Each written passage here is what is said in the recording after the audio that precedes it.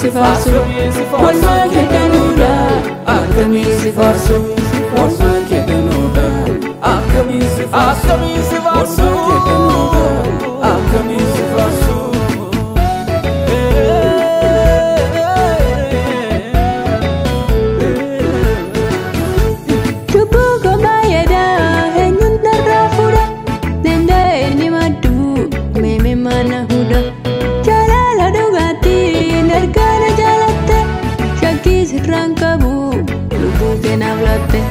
Jalala dugati nergana jalatte Jaki sirangabu lubu kenavlatte Jaki sirangabu lubu kenavlatte Gudada gudada gudada ulmanke Yesus makanke Gudada gudada gudada ulmanke Yesus makanke Kabachune mungo narasi fagesu Olmaa kedanuudha akkamiin si farsu Olmaa kedanuudha akkamiin si farsu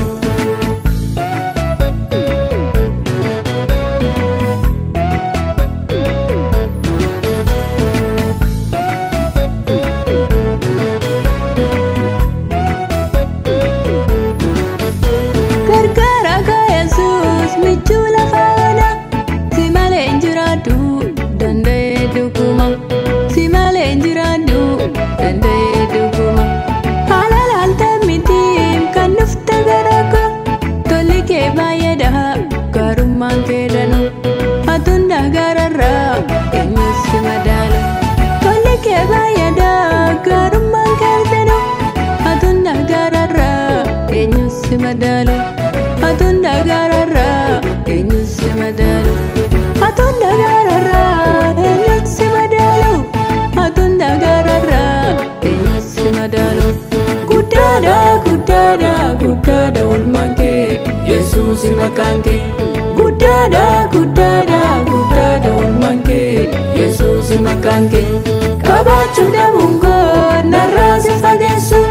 Olmaa kedanuudha akkamiin si farsu Olmaa kedanuudha akkamiin si farsu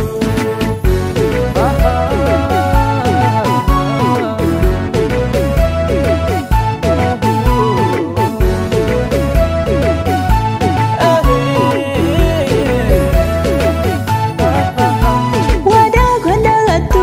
hormatti lalattu Waan sirraa fagaatees gadi ta'e langattu Waan sirraa fagaatees gadi ta'e langattu Hunduu dhufee deemaa maala koo ilaale Kan hin jijjiiramne Yesuus naaf jaale Kan hin jijjiiramne Yesuus naaf jaale Kan hin jijjiiramne Yesuus naaf jaale Kan hin jijjiiramne Yesuus naaf jaale Gudada gudada gudada ulmanke Yesus makanke Gudada gudada gudada ulmanke Yesus makanke Kabachune mungo narasi fagesu Olmaa kedanuudha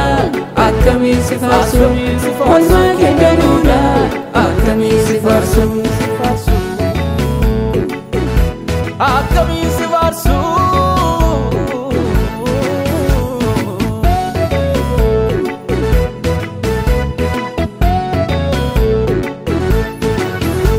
Gandaasa malakoo isa gaariif gade Timsaa dukkana koo gaafa aduunee Wabii jireenya koo gaafa hunduu dhibe Timsaa dukkana koo gaafa aduunee Wabii jireenya koo gaafa hunduu dhibe Wabii jireenya koo gaafa hunduu dhibe Gudada gudada gudada ulmanke Yesus makanke Gudada gudada gudada ulmanke Yesus makanke Kabachune mungo narasi fagesu Olmaa kedanuudha akkamiin si farsu Olmaa kedanuudha akkamiin si farsu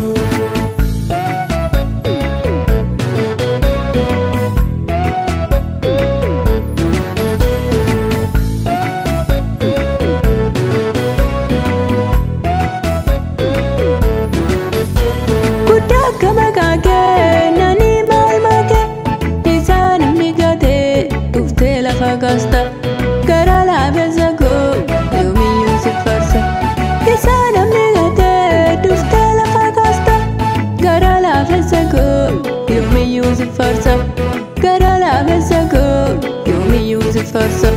Guddaadha guddaadha guddaadha oolmaan kee Yesuus maqaan kee. Guddaadha guddaadha guddaadha oolmaan kee Yesuus maqaan kee. Qabaachuu dhabuun koo narraa si fageessa oolmaa kee danuudha akkamiin si faarsu. Oolmaa kee danuudha akkamiin si faarsu. Oolmaa kee danuudha akkamiin si faarsu. Oolmaa kee danuudha akkamiin si faarsu. Oolmaa kee danuudha akkamiin si faarsu.